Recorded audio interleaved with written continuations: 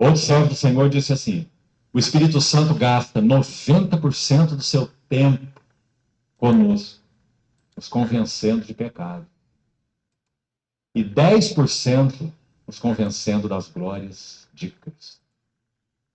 Precisamos inverter isso, irmão. Precisamos inverter isso. Que ele gaste conosco 10% do tempo, dizendo: preste atenção, olha isso, olha aquilo, 10%. E 90% do seu tempo, revelando-nos mais das glórias de Deus. Do contrário, nós seremos. Esse é o objetivo do cristão verdadeiro. É que ele perca 90% do tempo me trazendo revelações. E você que é cristão, você está tendo as revelações do Espírito Santo? Porque se você não está tendo revelações do Espírito Santo, você tem que ver se você está sendo cristão mesmo. Ou você é um cristão nominal. Eu não estou aqui para acusar ninguém, eu estou aqui para advertir-me do que eu próprio falo.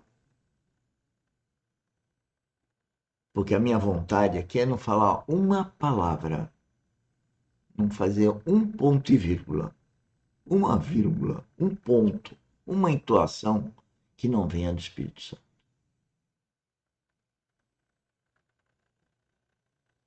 Esse é o objetivo de qualquer cristão. Ou vocês acham que Jesus Cristo não era guiado pelo Espírito Santo? Era o Pai dele, através do Espírito Santo. São 3 pessoas que dizia como que Cristo foi fecundado na barriga de Maria, Espírito Santo. Ele foi guiado desde a sua fecundação pelo Espírito Santo. Para você e eu entendermos que o Espírito Santo é Deus Espírito e ele pode habitar no seu coração. E aí você vai cumprir o Pai Nosso, que diz que é para fazer a vontade do Pai. Cristo fez 100% a vontade do Pai. E a minha vontade é que o Espírito Santo cada vez mais se ocupe em trazer revelações. E as revelações são o que o meu Pai Celestial quer que eu saiba, para que eu atinja os meus propósitos. Assim como Cristo teve os dele 100% atingidos. Nós não vamos conseguir. Ou eu não sei exatamente o que vai ser o critério. Mas nós estaremos com ele. Na eternidade, procurando ser igual a ele, não vamos conseguir nunca. Porque ele é Deus. E Deus nós nunca seremos.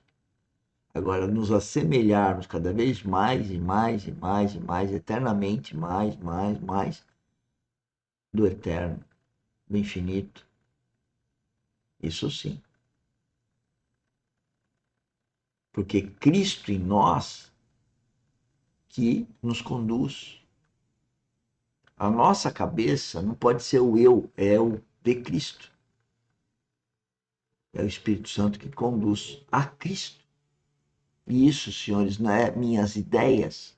Eu estou falando com a minha boca, com a minha língua, com as minhas palavras. Eu nem sei se as palavras são minhas.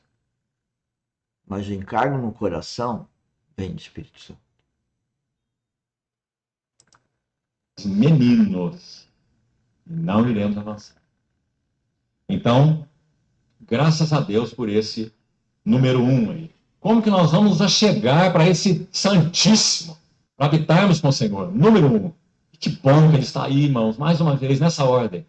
Seja sincero. Sincero coração. Senhor, sonda-me. Senhor, conhece. Essa história de sincero coração é fundamental.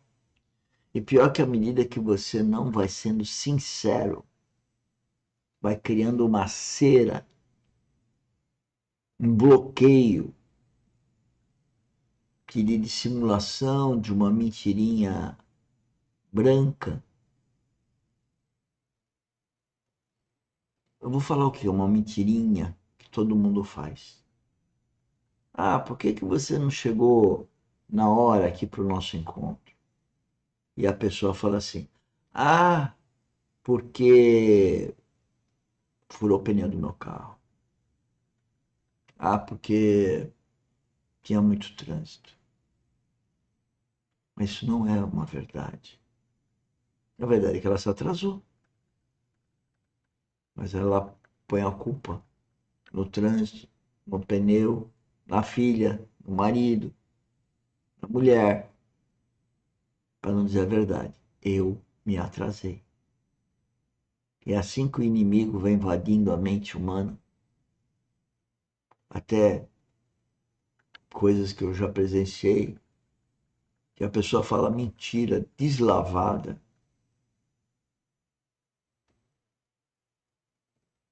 E não percebe mais. Eu estou segurando minhas lágrimas. Que é muito triste. A pessoa mente deslavadamente. Quer dissimular, virou um modus operandi da pessoa.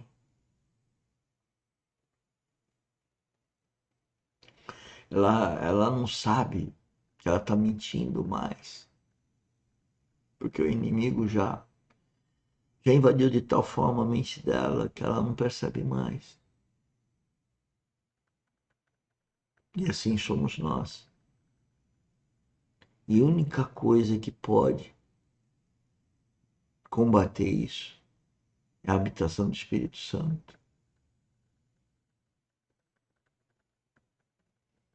E quando ele habita aí, a gente tem uma certa maturidade espiritual. A gente não consegue falar o porquê que não chegou no horário.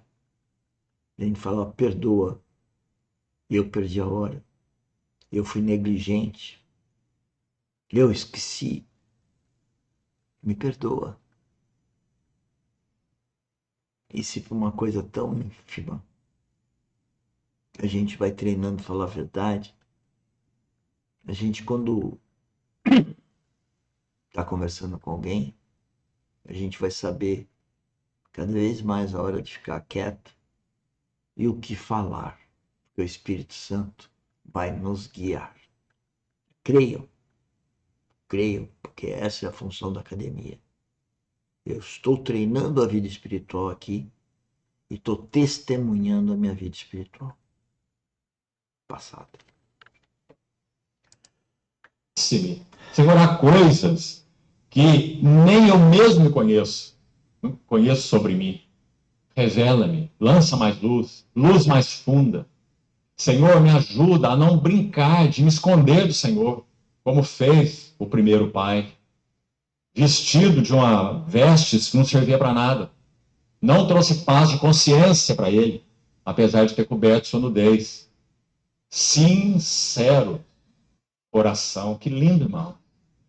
Já que falei sobre isso, eu trouxe aqui um pequeno texto para ler para você sobre sincero coração. É de um irmão, quero citar o nome dele, porque seria bom que você lesse algumas coisas dele, se é que já não o conhece. Ele se chama Alexander McLaren. Se você lembrar da Fórmula 1, você não vai esquecer o nome dele. Né? Alexander McLaren.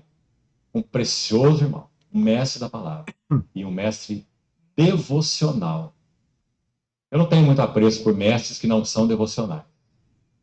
Porque eu penso que todos aqueles que conhecem a palavra profundamente, eles teriam que ser devocionais.